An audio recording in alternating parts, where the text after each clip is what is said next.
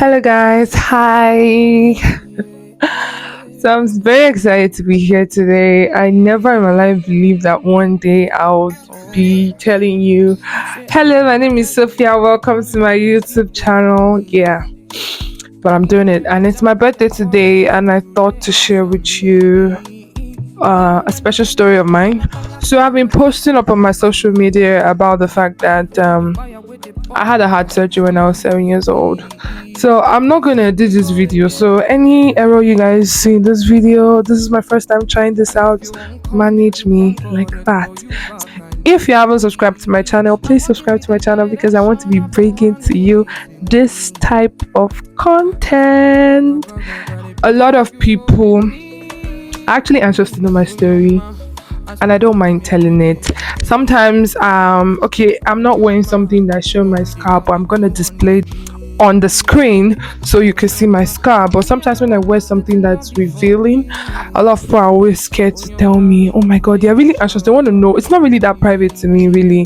I don't really take offense when people ask me what happened to your scar. I just see it as a nice thing.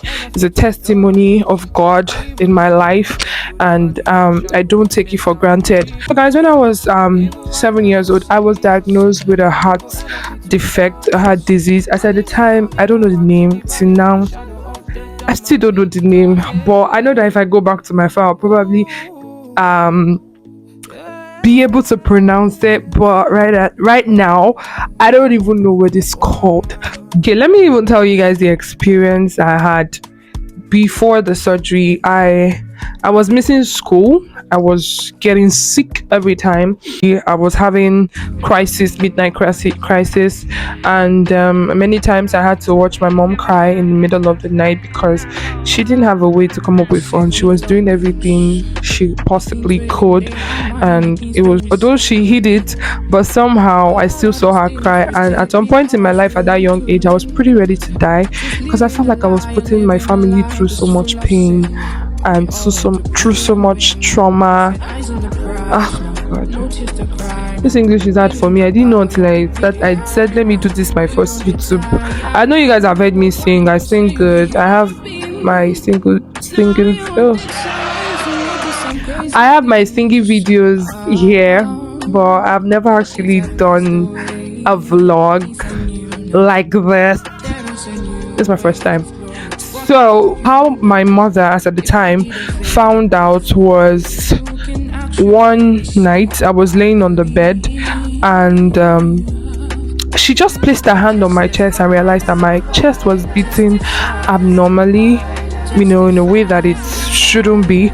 And she knew it was abnormal because she had to check my other siblings' own to realize that mine was actually beating in an abnormal way that she's never seen before, she's never heard before. So, and before then, prior to that time, I've always been seen as a lazy child because I'm always exhausted, I'm always on my own, I'm always this quiet child, and then people get angry, like, what is wrong with this girl, why is she so slow, and all that stuff. But even me didn't understand myself. I was just a tired child. I was just exhausted from everybody. Like, everybody should just leave me alone. Let me just be. I don't like work. I don't like doing anything. I still don't like work. But it was pretty worse then. I get exhausted easily, as at then. So when my mom realized that, she had to take me to the hospital the next morning. And after she took me to the hospital, I met with my doctor. Then I don't know if I should mention her name because she's quite popular, but I'm not going to mention her name, by the way. I don't know if she's gonna like that, but I met with her, and immediately I was told to run tests like ECG, echocardiography, I think that's what's called, yes. And shortly after, I was pretty young then, so I realized that I started coming to the hospital more frequently. And then my mom, as at the time, anytime we come to the hospital, we would see the doctor will run some all those check up all those things on me. And then shortly after, my mom would tell me, oh, go outside and wait for me, and she'll be inside for a while and then she'll come out. And that this thing happened, constantly, and it was really consistent like that. I was like, okay, one day I think I need to ask my mom what is going on, because it's obvious there's something wrong with me, but you guys are hiding it from me. I was 7 years old, remember, but I just felt like something was off, because remember, I already know that my mom was checking my heartbeat too, and she realized it wasn't normal. So I had to ask her, like, mommy, what's wrong? Like one day I just had to ask her, like, cut the chase, what is wrong with me? And she, at that point, she was dumbfounded. She didn't know what to say to me. I'm trying to rush this video, I don't want it to be too long. So she was just clueless. She was like, oh, what happened? I was like, okay, why is it that whenever I come to the hospital now, I get to wait outside for you for a while before you come? Is there something you're hiding from me? Do I need a surgery? Yes, I threw the question out like that to her. Like, do I need a surgery? Start telling me on time, let me start knowing, you know. And she was just looking, she was smiling, but I knew that she was in pain. She wanted to cry so bad, because actually 4 years before then I'd already lost my dad. I lost my dad when I was 4 years old. Yes, I told her, and she was like, she's just smiling, but I knew she was in pain. So as I then, I already got my answer. I knew that something was very wrong, and that I probably most likely needed the surgery. When we got home that day, she actually opened up to me that I needed the surgery, and it was going to cost millions of naira, and I had the time frame to come up with the money. As at then, we didn't have the money, obviously, and the doctor was putting pressure on her. So from then on, I just realized that anytime we go to the hospital, I don't usually wait outside anymore. I think she broke the news to the doctor that, oh, she already knows already. So she already knows already. Jesus Christ. Whatever, please, you push understand. English is not my language. I'm an Igbo girl. I'm a Monya number. So moving on. So yes, it was crazy at the time. I'm laughing. I can laugh about it right now because I'm fine, But then it was crazy because there was no way my mom would have came up. Hey, there's no way my mom would have come up with such amount of money at the time. And so the doctors and everyone actually advised her to go to media houses and let the news out to people that she needed help with her daughter as at the time. And I'm going to display the papers on the screen. I still have the papers. I was on newspapers, I was on TVs, soliciting for funds and for help and all that. And luckily for me, when I was 8 years old, I went for my surgery. Aside from the fact that a few people actually contributed, miraculously, one special man actually picked up the paper where I was, and he paid everything. He just paid everything. This man doesn't know us, doesn't know anything about me, doesn't know anything about any member of my family, and he just picked up the paper and paid the entire bill. So that was how I went for my surgery. I'm thankful to God. I'm thankful to everyone out there, because I had a time frame to come up with this money. I'm happy that God actually gave me the chance and the opportunity to be alive again. And I'm in my early 20s actually. Today's my birthday. I'm in my early 20s, and I'm grateful. It was very exhausting, me living life then. I was tired. I wanted to die for real. But there's so many nights my mom would back me to the hospital. She had a car, then she had a little car, but then it was just this car that can't disappoint you anything. So there are lots of times she would back me to the pharmacies, back me to go get drugs. And I was a big child. I'm bigger than my age, so I was a very big child, and she would back me for a really long distance to go get drugs for me. Thinking about it right now, most times I get emotional, and I just know that I owe my mom a lot, and I pray that God will give me the grace to be able to pay her back for all the amazing things she has done. I don't know what would have become of me if I didn't have the kind of mother that I have, and I'm thankful to God for giving her to me. She's such a blessing. If not, where would I be? Some mothers won't even bother to stress their life like that. They will just move on with their life, and he's not one of our child. But I'm happy that my situation was not like that.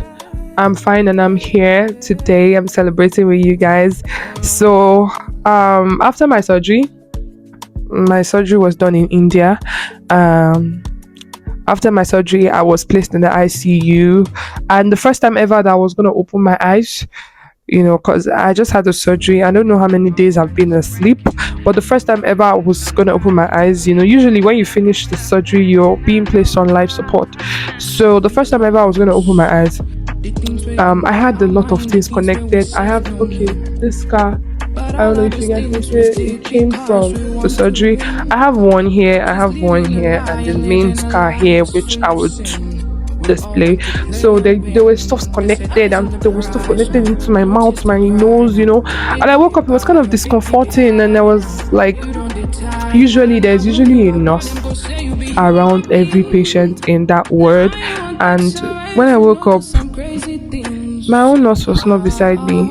I didn't know there's usually a nurse until after I even woke up, and then I started observing that like people have nurses around them. I'm the only one that don't have that. My nurse is not around me. I don't know if I don't have, or they not just give me, I don't know.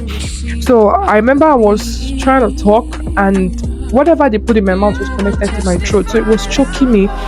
So I was trying to reach out for people to hear me. I couldn't talk. Basically, I had to make gestures, raise my hand, but I was really weak. Having a heart surgery is no joke. It breaks. I had to learn how to walk again.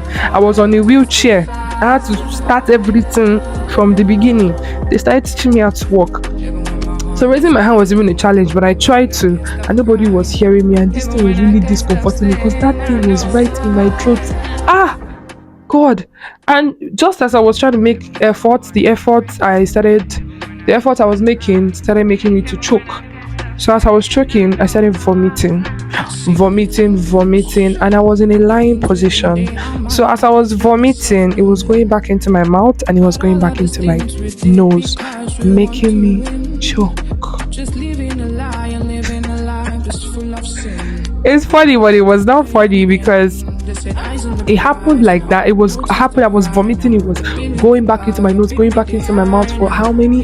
For like, this was happening for like 10 minutes or maybe less. 10, I don't know, but it was happening, and at some point I was giving up. I was like, wow, so this is how I'm gonna die like this. Why? After the surgery, because I was trying to reach out to people, people were passing. I don't know if they were blind or I don't just understand.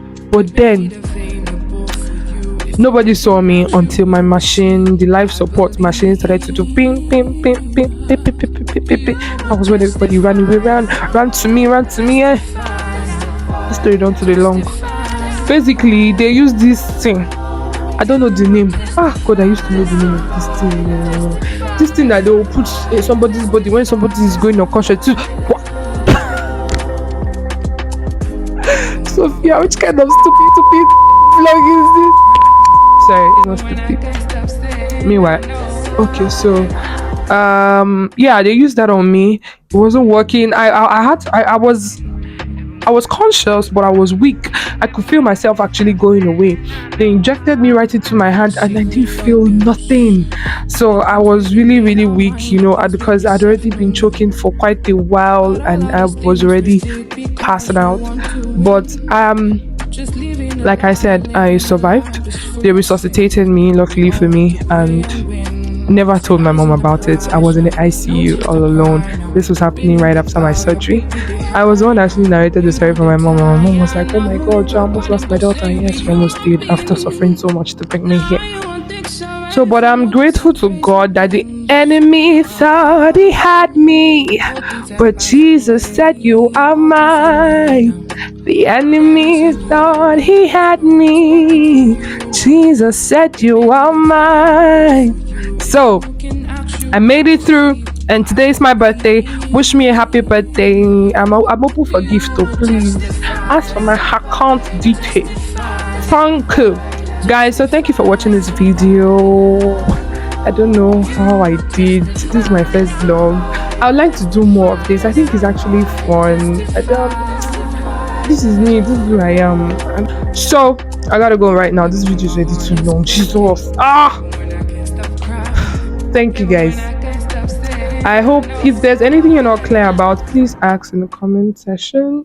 And I would actually love to have a heart foundation that's going to solicit funds for people who have issues like mine, and even people who have kidney issues, whatever issues they have, and even the hungry, the poor, the needy. I'd love to have a foundation like that because I lost a lot of friends, and it hurts. I lost a lot of friends. A lot of friends I went there with didn't come back with me. But I like to help people the little way that I can.